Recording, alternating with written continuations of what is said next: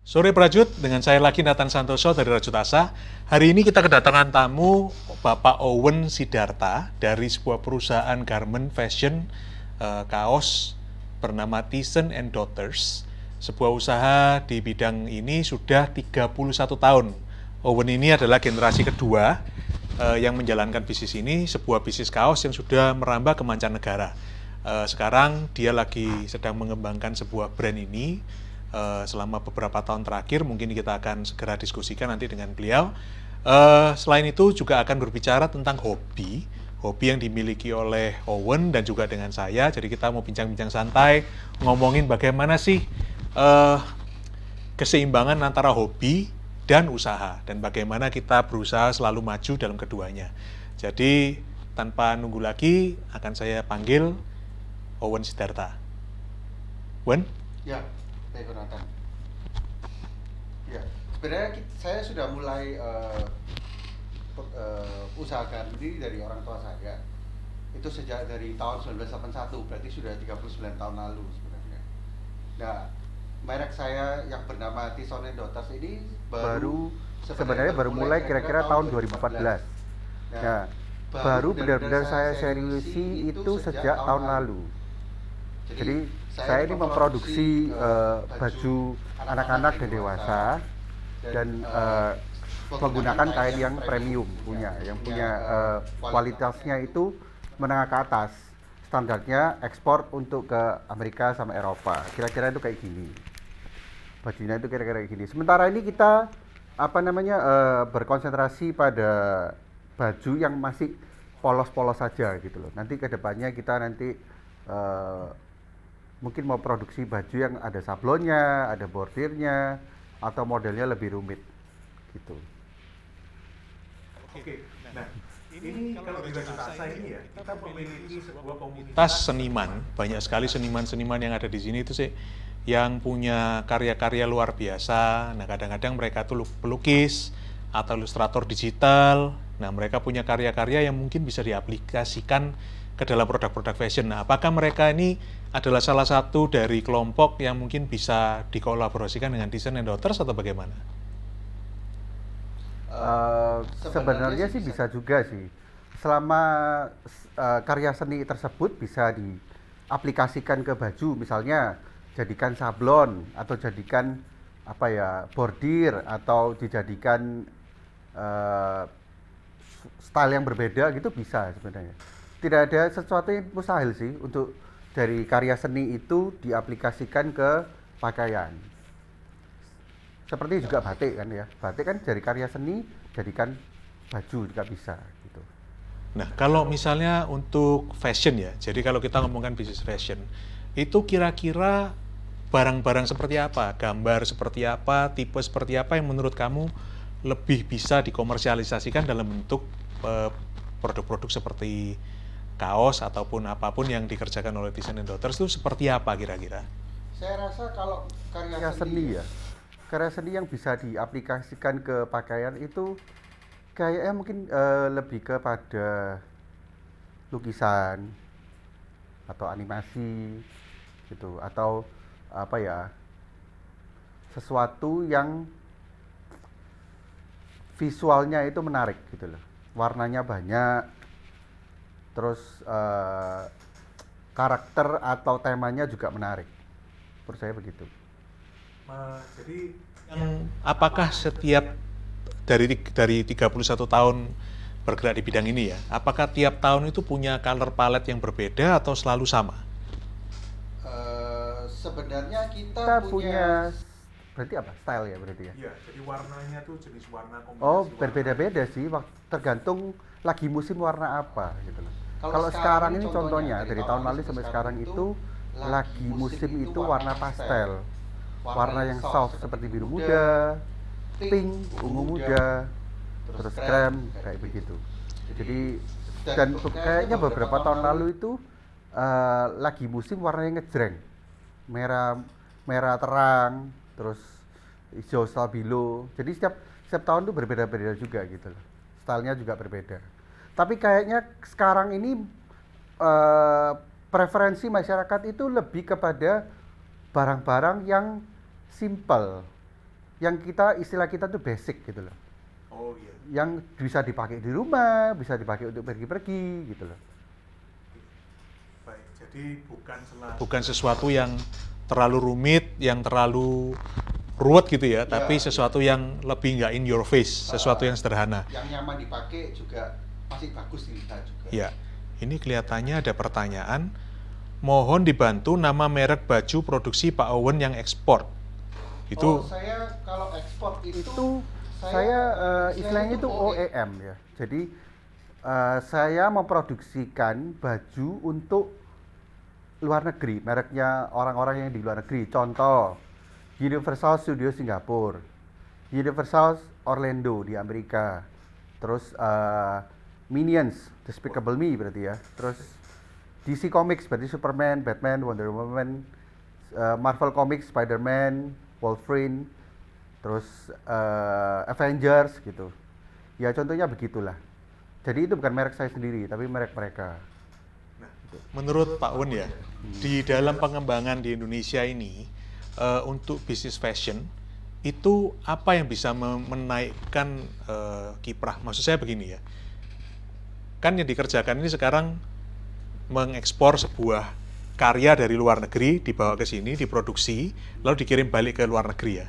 Nah, menurut kamu apa ada sebuah peluang di mana Indonesia ini bisa menciptakan mereknya sendiri yang diekspor keluar? Jadi barangnya sudah jadi, karakternya, gambarnya dari sini, desain kaosnya dari sini, semua dibuat dari Indonesia, lalu dibawa keluar. Nah, kira-kira peluangnya itu ada nggak? Oh, ada.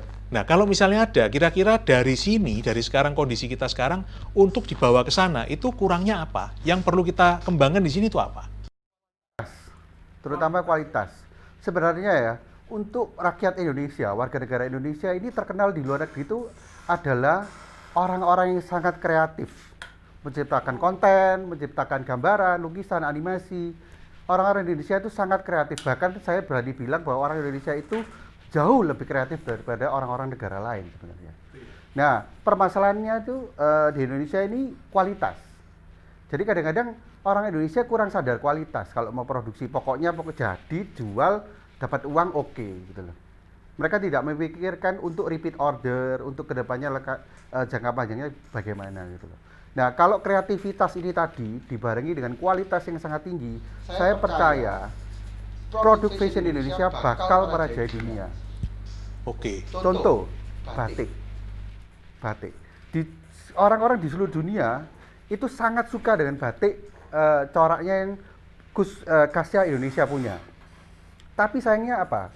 Kadang-kadang ketika mereka memproduksi, orang Indonesia memproduksi pakaian batik tadi itu, kualitasnya kurang bagus. Jadi ketika dipakai orang luar negeri, baru dicuci 2-3 kali, atau dipakai beberapa kali sudah jahitannya sudah brodol, istilahnya begitu. Nah, itu yang mesti diperbaiki. Kualitas itu penting, gitu. Kalau saya perhatikan ya, betul. Kalau misalnya gini ya, saya lihat itu orang Indonesia itu seringkali kalau pengrajin itu fokus pada pekerjaan tangannya. Jadi dia bisa jahitnya halus sekali gitu ya. Tapi mungkin nggak kuat. Nggak kuatnya karena dua hal. Misalnya di tempat-tempat yang sering bergerak gitu, dia nggak didobel jahitannya. Lalu ada yang memang benangnya itu memang kualitasnya kurang baik, atau dia menggunakan kualitas kain yang kurang baik gitu. Apa betul seperti itu ya? Salah satunya ya. Seringkali seperti kayak gitu, dan terutama seniman ya. Kalau seniman itu mereka lebih peduli kepada tampak luarnya. Oh, bagus loh kelihatannya, warnanya bagus loh, coraknya bagus. Tapi secara kualitas mereka kurang memperhatikan gitu. Dan juga kebanyakan contoh kalau misalnya seniman ya, mereka kan pasti ada keterbatasan dana ya. Jadi mereka memakai kain yang menurut mereka itu ya pokoknya terjangkau. Benang, oh ya pokoknya bisa dipakai kayak gitu loh. Jadi mentalitas seperti kayak gitu itu kurang bagus sebenarnya. Kita pokoknya kalau membuat sesuatu itu mesti kasih yang terbaik gitu loh. Cuman kadang-kadang karena keterbatasan dana juga kita tidak bisa menyalahkan juga 100%. Cuman kalau memang mau maju, memang yang perlu dipikirkan untuk sekarang ini untuk orang-orang Indonesia, tidak peduli produknya tekstil, baju, apapun juga, kualitas tuh harus meningkat. Saya ini punya satu impian ya, di mana salah satu hari nanti Indonesia itu punya satu brand yang sendiri, di mana Indonesia tuh bisa memperkenalkan ke dunia tuh bukan hanya produk buatan Indonesia tapi juga budayanya. Jadi saya merasa bahwa produk itu tidak lepas dari budaya. Pada waktu kita ngomongkan produk, kita juga ngomongkan budayanya, kita ngomongkan ceritanya, kita ngomongkan cerita dari manusia yang menciptakannya. Nah, saya ini punya impian seperti itu. Nah, makanya sebenarnya yang sedang kita godok itu kenapa kok saya pakai kaos kolaborasi, monopoli disilang, kolaborasi, nggak tahu kelihatan nggak? Oh ya kelihatan. Nah, ini sebenarnya satu hal yang berusaha kami coba di sini, di mana pada waktu kita jualan kaos ini, itu para artis yang membuat ini akan mendapatkan royalti. Nah, lalu orang-orang yang produsen kaosnya nanti juga mendapatkan sesuatu. Jadi setiap orang dapat jatahnya sendiri-sendiri, sehingga seniman bisa makan, pabriknya bisa makan, kita yang bisa memarketingkan juga bisa makan. Nah, itu mungkin satu saat nanti bisa kita jajaki, siapa tahu nanti Thyssen & Daughters bisa juga menampung, memfasilitasi banyak dari perajut di sini yang memiliki bakat untuk menggambar atau menciptakan sebuah karakter yang bisa difasilitasi dan diproduksi dalam bentuk kaos ataupun barang-barang fashion lainnya. Saya rasa sangat cocok, soalnya kan kalau saya punya produk Thyssen & Daughters ini kan kualitasnya pasti sangat tinggi gitu loh. Nah, dengan kolaborasi dengan Rajut Asa, di mana seniman-seniman di bawah bendera Rajut Asa ini kan mereka memiliki kreativitas yang sangat tinggi dalam menciptakan gambar, lukisan, atau image yang benar-benar menarik gitu loh. Jadi kalau dua kualitas ini disatukan, saya rasa bisa berhasil. Gitu. Kalau tahu ya, pada waktu kamu bilang kualitas produk Thyssen & Daughters yang sangat tinggi. Nah, dan tadi saya tertariknya tuh ngomong ini seperti kualitas ekspor ke Eropa maupun ke Amerika. Nah, kualitas ekspor ke Amerika atau Eropa itu standarnya seperti apa kira-kira? Jadi begini, jadi kain itu sama juga dengan bahan sablonnya juga itu kalau punya saya sih mesti dites gitu loh. Kita dites sama lembaga-lembaga yang ternama di dunia, misalnya SGS, misalnya Intertek. Jadi kita punya produk itu bebas dari yang namanya zat-zat berbahaya. Contoh yang mengandung logam, petalat, atau mengandung kromium, kadmium begitu. Oh, kromium, kadmium itu logam berat ya? Terus kita juga ada kain kita itu tidak mudah terbakar. Berbeda dengan kain-kain lainnya. Terus kita punya pewarna kainnya juga sangat aman. Jadi ada beberapa kain itu yang menangkap bahwa ketika dipakai orang yang berkeringatnya banyak, itu mereka gatal-gatal gitu loh. Atau kulitnya jadi berwarna merah. Kalau kita sih enggak gitu loh. Soalnya kita benar-benar dites, kita kirim barang kita itu dites ke Amerika, ke Hong Kong, ke Jakarta, ke Jepang, ke China. Jadi kita labnya itu benar-benar lab yang terpercaya di dunia. Dengan kata lain, sebelum sebuah produk itu boleh diekspor ke luar negeri, produk ini harus dimasukkan ke sebuah lembaga sertifikasi, di mana harus memenuhi standar tertentu antara lain bahan, lalu cara pembuatan, di mana itu tidak berbahaya untuk kesehatan, tidak berbahaya untuk jadi tahan lebih nggak gampang terbakar dan logam. Dan juga kayaknya tidak luntur, tidak shrinkage. Shrinkage itu berarti apa ya? Menyusut. Nah, gitu loh. Jadi benar-benar sudah dites di lab-lab yang terpercaya. Gitu. Kalau di sini ya, orang biasanya ngomong kalau sablon kaos itu ada namanya plastisol, lalu rubber. Itu kira-kira itu hanya jenis yang luas tapi kurang detail atau bagaimana? Ya, itu kayak plastisol rubber itu begini. Plastisol itu jenis sablon yang berdasarkan bahan minyak.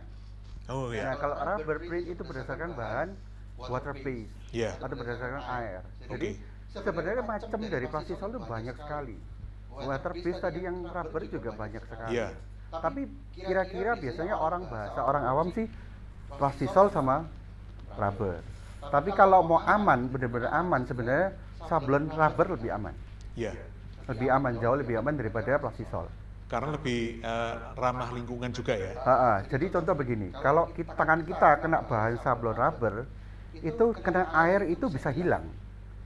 Tapi kalau plastisol kena tangan kita, itu kayak minyak gitu loh. Jadi mesti pakai terpin atau pakai alkohol atau pakai bahan lainnya supaya cat itu hilang dari tangannya kita seluruhnya. Gitu. Tapi saya punya bahan plastisol juga sangat ramah lingkungan sih. Karena sudah diproses Ah, ah. khusus mungkin ya. Saya import bahan itu dari Jepang sih. Oke, jadi Jadi bahan-bahan yang benar-benar dipakai sangat diperhatikan. Iya. Sehingga kalau misalnya, soalnya seringkali ada banyak yang tanya di sini, UMKM di sini tuh banyak yang bertanya. Saya itu ingin sekali produk saya itu bisa diekspor ke mancanegara, gitu kan. Nah, tapi kadang-kadang kurang mengerti kira-kira dari apa yang mereka punya untuk bisa diekspor ke mancanegara itu harus seperti apa. Contohnya kayak kalau kita cari ukuran kaos gitu ya. Kan ukuran kaos tuh ada yang banyak. Kalau misalnya saya ini kalau ukuran luar negeri saya misalnya pakai XXL. XL. Kalau ukuran di Amerika saya pakainya L. Ya. Kalau saya pakai di ukuran Asia misalnya XXL. Nah, tapi kadang-kadang XXL itu kan ada yang panjang sekali kan sampai di dengkul begitu. Ya, ya. Ada yang pas gitu. Nah, itu kan juga perlu diperhatikan bayangan saya ya. Ya, itu perlu. Jadi begini, kalau misalnya saya ini mau ekspor ke negara Kanada misalnya begitu. Biasanya yang pertama saya minta itu size-speknya dulu, size-spek bajunya kayak apa gitu loh. Jadi kita pelajari, oh gedenya kayak gini, oh panjangnya kayak gini. Oh dia mintanya itu lehernya bentuknya seperti apa. Kita bikin itu dulu, kita bikin sampel berdasarkan size-spek itu, kita kirim ke mereka, mereka oke, baru kita produksi. Jadi tidak ada kesalahan produksi. Dan memang standar ukuran baju itu biasanya orang-orang itu ngomongnya begini. Ada standar baju Asia, ada standar baju USA, ada standar baju Eropa. Yang paling besar itu standar baju USA. Yang kedua Eropa, baru ketiga Asia. Gitu. Ini ada pertanyaan lagi. Biasanya ini dari Nick Whale. Biasanya kalau kualitas ditingkatkan, harga juga naik. Mungkin juga pada takut barangnya nantinya nggak laku. Bagaimana pendapatnya, Mas? Menurut saya itu begini, kita ini sekarang kalau berusaha, kalau Bekerja itu mesti menentukan yang namanya segmentasi gitu loh. Jadi kita itu mau masuk ke pasar mana gitu loh. Kalau kita mau masuk pasar menengah ke bawah, kualitas itu nomor 2, harga nomor pertama.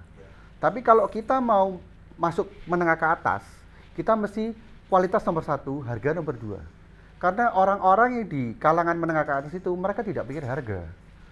Yang mereka pikirkan adalah kelihatan bagus dan dipakai nyaman. Harga berapapun dibayar gitu loh. Jadi kita tidak perlu takut bahwa dengan menaikkan kualitas kita nggak bisa kerja, nggak dapat duit gitu loh. Enggak. Pasarnya sangat berbeda gitu loh. Kalau saya pribadi sih menurut saya harga itu nggak ada yang murah, nggak ada yang mahal. Harga itu tergantung barang. Contohnya kayak barang itu besar sama kecil juga nggak ada sih, besar sama kecil tuh, karena itu relatif. Tikus gedenya sekucing itu besar. Tapi kalau ada gajah ukurannya sekucing itu kan kecil. Dengan kata lain kalau dalam hal barang, kalau barang itu kualitasnya bagus banget dengan harga lebih tinggi sedikit, ya mungkin itu masih bisa ditoleransi oleh pasar. Nah, saya rasa bedanya apa kalau dalam barang harga bisa diserap apa enggak? Misalnya kita begini ya. Kalau kita jualan becak dengan harga seharga Avanza, pasti kemahalan kan? Tapi kalau kita jualan Mercy, dijual dengan harga Avanza, kan jadinya murah sekali. Nah, yang membedakan murah dan enggak, kalau kita lihat ada 2. Adalah masalah kualitas mobilnya. Dari build-nya memang beda, mesinnya beda, bodinya beda gitu. Tapi yang kedua adalah namanya. Karena pada waktu kita ngomongkan Mercy, orang sudah mikir Mercy itu kualitasnya seperti apa. Pada waktu kita ngomongkan Avanza, orang sudah punya bayangan Avanza itu kualitasnya seperti apa. Jadi, harga itu selalu melekat dengan brand, dan brand itu akan selalu didukung oleh kualitas dari produk itu sendiri. Jadi kalau menurut saya, peningkatan kualitas itu harus.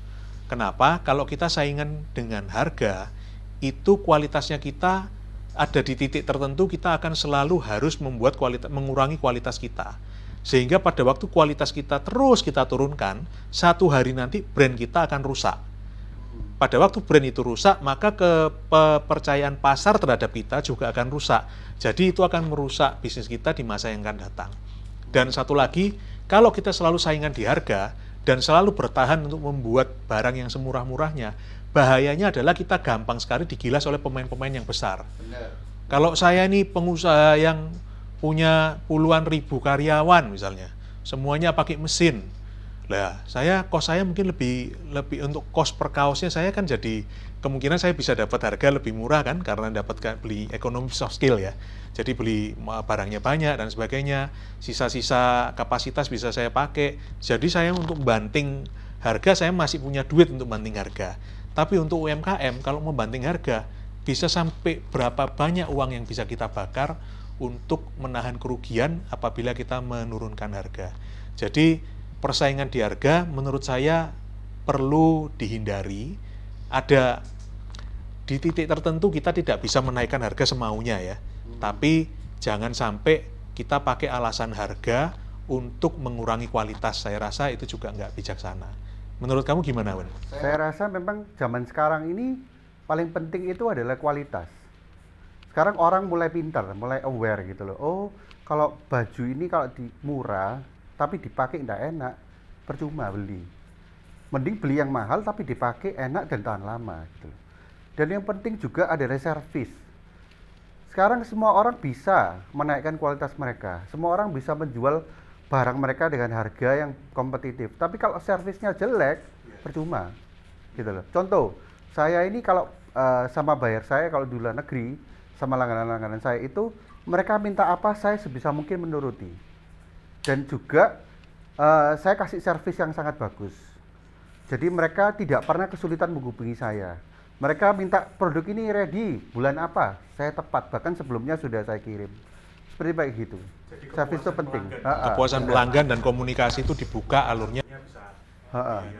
Kalau kita main harga, main menengah ke bawah, itu mikir jangka pendek. Jadi mendapatkan uang secepat mungkin tapi jangka pendek.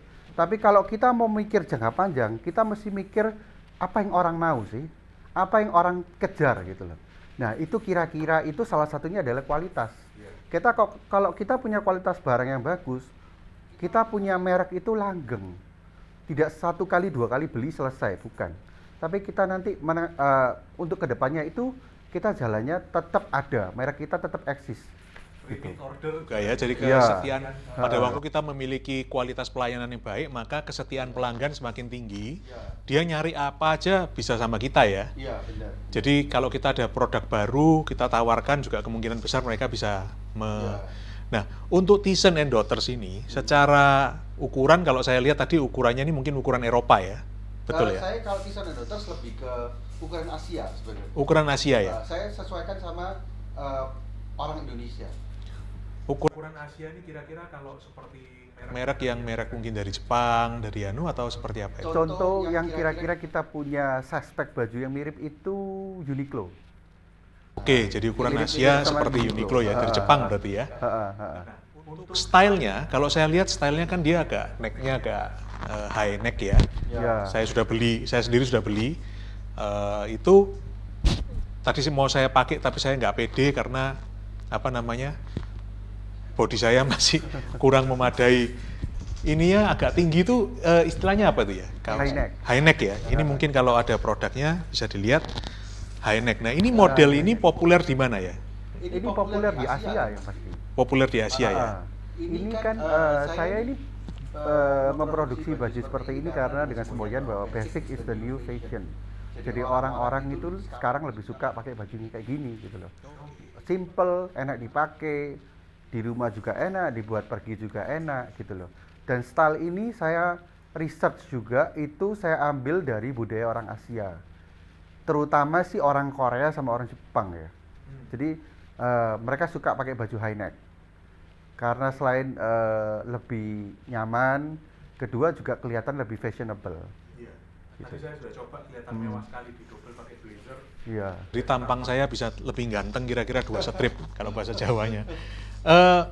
Wen, lalu ini kan kita selain ngomongkan masalah bisnis, kalau saya lihat tadi berarti pada waktu kamu mengembangkan brand ini butuh research, butuh juga mempertahankan komunikasi sama pelanggan, sudah gitu kamu juga harus selalu memikirkan model baru, lalu research tren warna, ya, mencari kolaborasi ataupun itu dengan orang lain. Waktunya kan nggak karu-karuan tuh, pasti membuang waktu dan investasi yang nggak kecil ya. Nah, kira-kira setelah kamu punya ini, soalnya kebetulan saya tahu sendiri Owen ini punya hobi menulis dan sekarang sedang berusaha mengembangkan hobi itu. Nah, waktunya apakah cukup untuk kamu mengembangkan hobi menulis itu? Sebenarnya sih sebenarnya tidak cukup ya, karena saya kerja dari pagi sampai sore. Pulang juga mesti sempatkan waktu untuk keluarga, untuk istri dan anak-anak. Jadi kadang-kadang saya nyolong-nyolong waktu gitu loh. Kadang-kadang sore-sore, malam-malam gitu saya mulai ngetik gitu. Dan tidak bisa setiap hari ngetik juga gitu. Soalnya kan yang namanya orang itu waktu kan terbatas. Yang kedua itu inspirasi tidak selalu datang.